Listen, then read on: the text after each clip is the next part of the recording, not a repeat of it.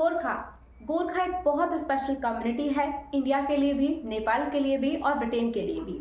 और जो गोरखास हैं उनको हम गोरखास के अलावा गुरखास भी कहते हैं।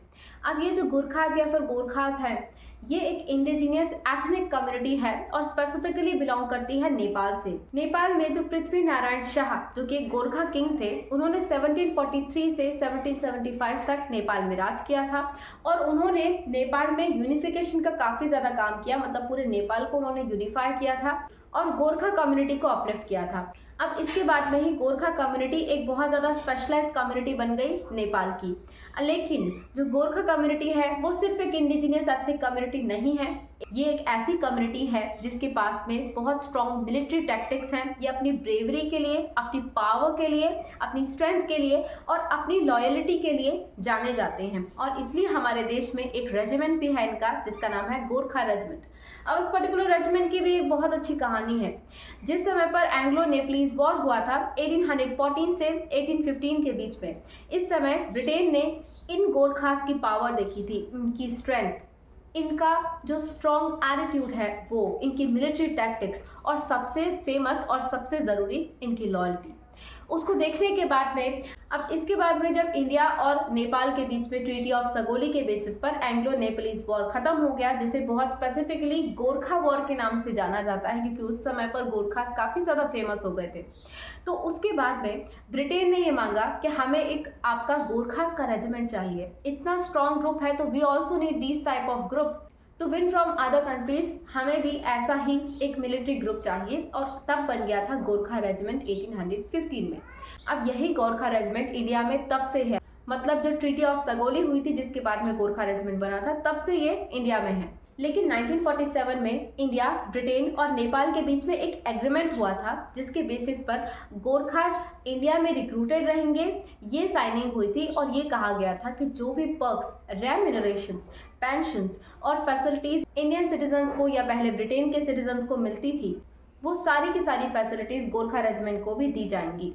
और ये जो गोरखा कम्युनिटी है, ये एक सिंगल एथनिक कम्युनिटी नहीं है, बल्कि इसमें कई सारी एथनिसिटीज पाई जाती हैं, जिसमें कि गुरुंग्स, मगर्स, रायस और लिम्बूस, ये सभी पाए जाते हैं। अब ये जो एथनिसिटी है, इसी की वजह से एक बहुत बड़ा कंसर्न है इस कम्युनिटी का, और कंसर्न बहुत सारे अब और क्रिएट हो रहे हैं। जैसे कि ये गोरखा लैंड चाहते हैं।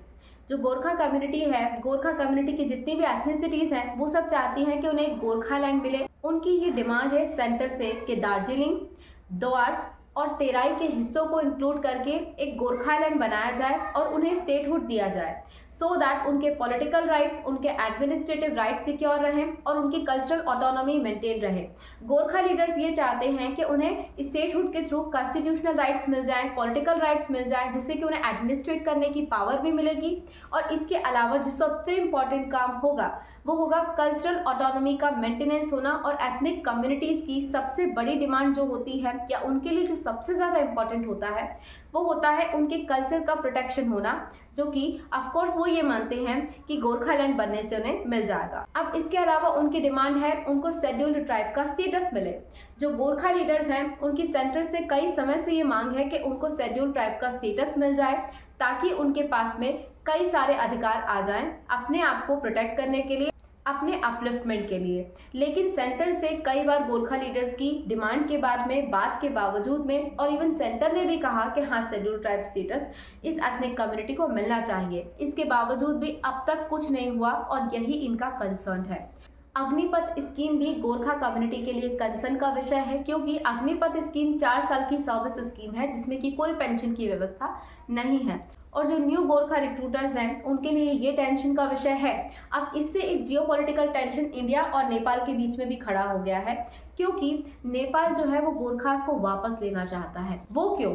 क्योंकि नेपाल कह रहा है कि इंडिया ने 1947 के एग्रीमेंट को ब्रीच किया है। 1947 का एग्रीमेंट कहता है कि इंडिया जो गोरखास को रिक्रूट करेगी, उनको सारे के सारे पर्क्स, रेम्यूनरेशंस, फैसिलिटीज और पेंशन्स की व्यवस्था करके देगी, जबकि अब अग्निपथ स्कीम से ऐसा नहीं हो रहा है। और इसके अलावा जो टेरिटोरियल क्लेम्स है इंडिया और नेपाल के बीच में काला पानी को लेकर, इस पर भी विवाद हो गया है। नेपाल ने एक नया मैप रिलीज किया था जिसमें कि उसने काला पानी को अपना हिस्सा बताया था, जबकि वो इंडिया का हिस्सा है।